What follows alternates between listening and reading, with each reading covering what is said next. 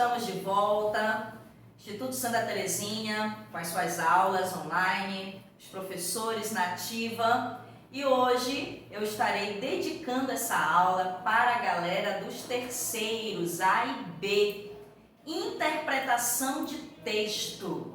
O quanto a dimensão da leitura é importante, não só para o Enem, para a redação, como para a vida. Nós sabemos que a leitura ela te aproxima de realidades diferentes, ela faz com que você venha adquirir novos vocabulários. E um detalhe importante que eu vou trabalhar hoje com vocês é a adequação da língua ao contexto do falante e do ouvinte. Por quê? Dependendo das situações em que você estiver, você pode automaticamente usar vocabulários distintos. É o que nós iremos tratar hoje sobre a variação linguística diafásica, que está relacionada a quê? Está relacionada ao contexto comunicativo. Em qual situação eu, enquanto falante, você, enquanto ouvinte, estão inseridos? Por exemplo, nesse momento eu estou ministrando uma aula. Eu preciso adequar o meu vocabulário a um contexto de sala de aula. Existem palavras que eu posso usar no meu cotidiano. Palavras mais engraçadas, irônicas, expressões populares, palavrões que fazem parte do cotidiano do brasileiro. Inclusive, alguns palavrões já se tornam até interjeição, expressam dor, alegria, sofrimento, tristeza, repúdio. Mas, em um contexto de sala de aula, eu preciso saber crivar as palavras que eu irei utilizar. Você, aluno, você está lá batendo uma bola, jogando com a galera lá online, você automaticamente vai usar o vocabulário mais simples, mais relaxado, porque são teus amigos, são pessoas que convivem contigo. Você não precisa automaticamente usar uma mesóclise, dar-te-ei, falar-se-vos-á. Você vai usar um vocabulário para aquele contexto. Diferente de você, por exemplo, ir representar os estudantes bragantinos na Assembleia Paraense. Você vai chegar, provavelmente, já com um texto pré-organizado e com um vocabulário mais bem arquitetado para aquele momento. Por quê? Porque aquele momento exige de você uma postura de cidadão e automaticamente uma linguagem que seja mais respeitosa. Dentro dessa variação diafásica, um exemplo básico são os pronomes. A questão do tu, que é tão comum na linguagem do brasileiro.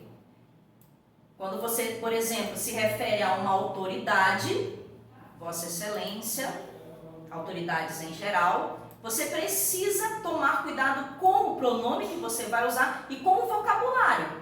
Imagina você um dia chegando no Vaticano para conversar com Sua Santidade, o Papa. Qual o vocabulário que você usaria com respeito, com o papel religioso que ele tem? Então, a variação diafásica trabalha com o quê? Ela trabalha justamente com o contexto. A língua usada em determinados contextos. Dependendo da situação que você está inserido, você vai usar a linguagem. Vamos remontar aí quando você está afim de alguém, que você está, mandando aquela mensagem, aquela cantada meio já defasada da vida. Mas pode observar que é diferente. Início de relacionamento para meio e final de relacionamento. Até o vocabulário muda. Na maioria das vezes. Por quê? Porque no início você se preocupa. O que é que eu vou escrever? O que é que eu vou falar para essa pessoa? Quando você já pega intimidade, você já não se preocupa mais se você falou certo, se você falou errado, se você usou uma palavra indevida. Por quê? Porque você já conhece a pessoa. Então a variação diafásica trabalha com esse contexto comunicativo. E isso também é importante para a redação do Enem e vestibulares. Por quê? Primeira competência é o domínio da escrita padrão da língua portuguesa. Então, essa questão relacionada a clichês, como hoje em dia, Eu sempre costumo dizer a vocês que hoje em dia até programa de televisão, então se torna muito banal você usar essa expressão, bem como desde os primórdios, pois é, tipo assim. Pode observar, por exemplo, que quando você está diante de uma conversa e você não tem uma palavra específica para um contexto, você acaba dizendo tipo assim. Você não está se sentindo bem, o mal-estar. Mas minha filha, como é que você está? Ah, mãe, eu tô tipo assim, sabe? Hoje eu tô tipo assim. Tipo assim! Mas o que acarreta esse tipo assim? Por que você usou essa expressão? Porque para aquele contexto, você não consegue se identificar. Você não consegue se definir.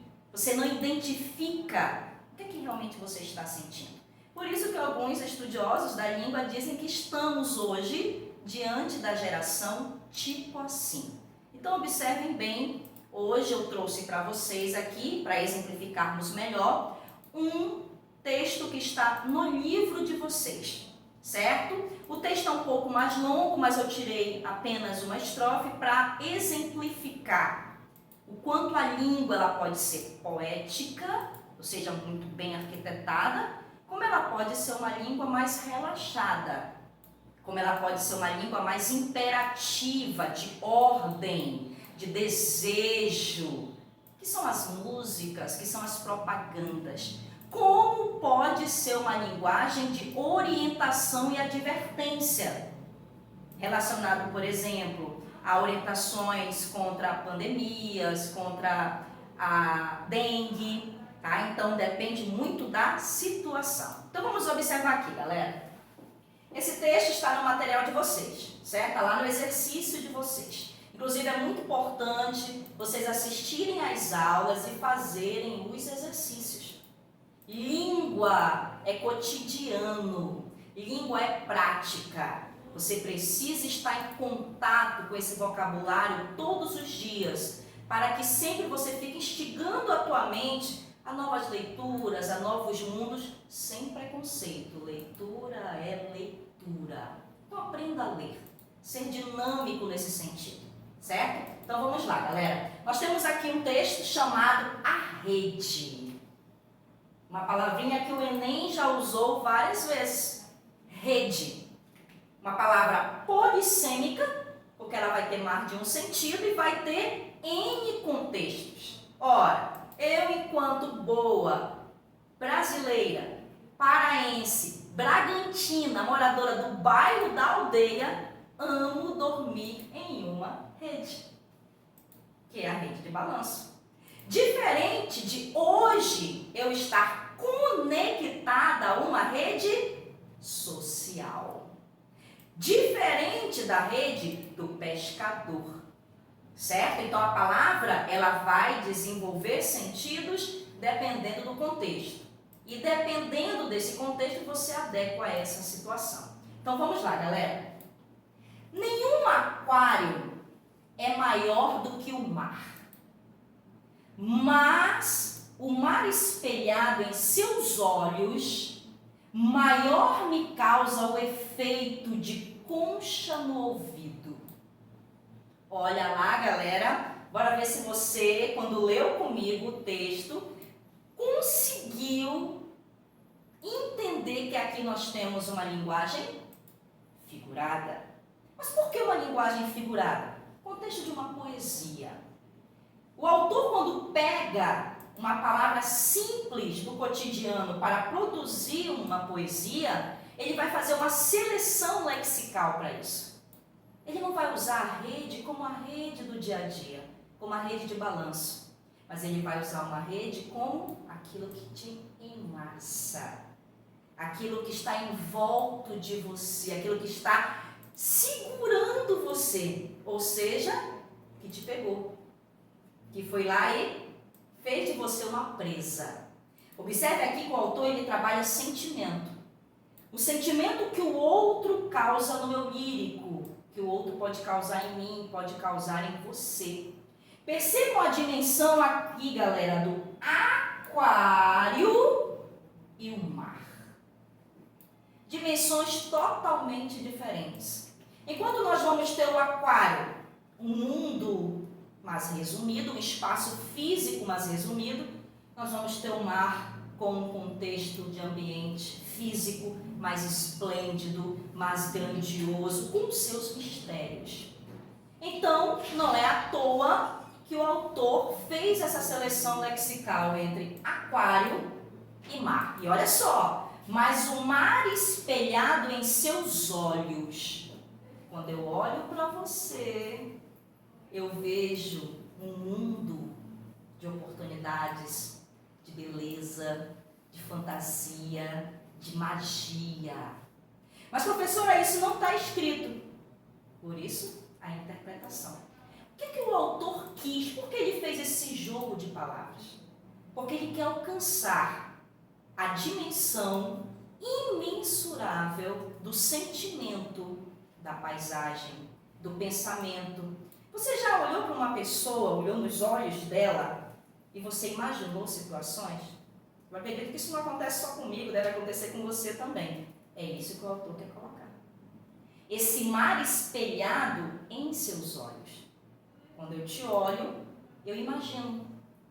Eu imagino os teus sentimentos, eu imagino como você é em casa, eu imagino você comigo, eu imagino você viajando comigo. Então, olha só a situação em que o autor utilizou para uma determinada intenção comunicativa. Maior me causa o efeito de concha no ouvido. Você já colocou uma concha no teu ouvido?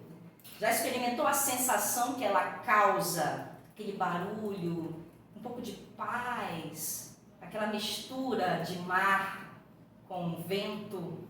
Então, o que acontece? Qual é a relação que existe entre a concha no ouvido e o efeito que a pessoa pode causar em mim? As sensações. Quando você olha para uma pessoa, olha nos olhos dela, o que é que isso suscita dentro de você e pode provocar em você sensações? Na pele, no coração, na mente, nos ouvidos. Então, o que é que nós temos aqui, galera? Claro, nós temos aqui um texto mais poético. Em contrapartida, nós podemos encontrar na língua portuguesa textos mais engraçados, como as anedotas. O Enem trabalha muito com anedotas, que são as pequenas piadas, que trazem também não só alegria, como determinado entretenimento e conhecimento. Então, quando se fala lá, quando se coloca no Enem anedota, são as piadas. São as piadas curtas e engraçadas. Do Joãozinho, da Maria, da Loura, do Porre e assim por diante. A língua também pode ter um contexto muito mais simples, que pode ser a conversa do cotidiano, que pode ser uma obra que se trabalha mais esse aspecto do ritual diário dos falantes e dos ouvintes da língua portuguesa. E para finalizar hoje, as músicas. Eu sempre dou um exemplo que eu gosto muito, que é Fagner, Borbulhas de Amor. Nós temos uma música que ela tem um aspecto bem erótico, podemos dizer assim, mas de uma forma poética. Se nós formos comparar essa linguagem da música Quem Dera Ser um Peixe, para em teu límpido aquário mergulhar, fazer borbulhas de amor para te encantar, passar a noite em claro dentro de ti. Olha só a linguagem subjetiva, que revela o desejo, sim, mas de uma forma poética, de uma forma muito bem escolhida, muito bem arquitetada. Se formos comparar com as músicas de hoje, é tudo muito mais aberto, é tudo mais jogado na cara. Cadê a beleza?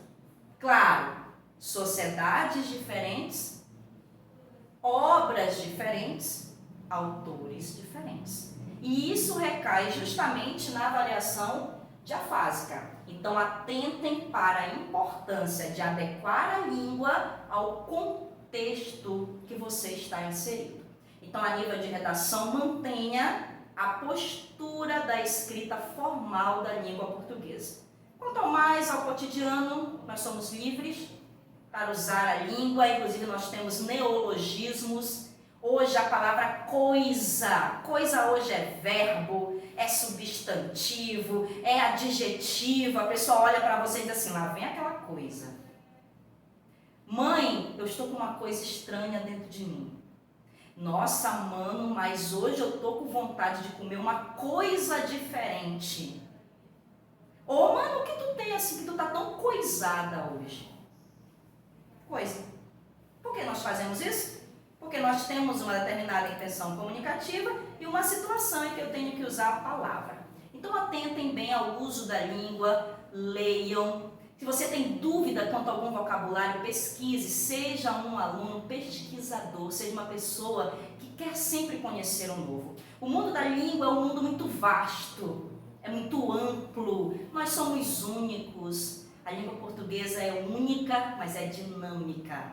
E ela é viva, ela se transforma todos os dias. Certo, galera? Então faça o exercício das aulas, leia. Qualquer dúvida você manda mensagem que eu estarei à disposição de vocês. Até a próxima.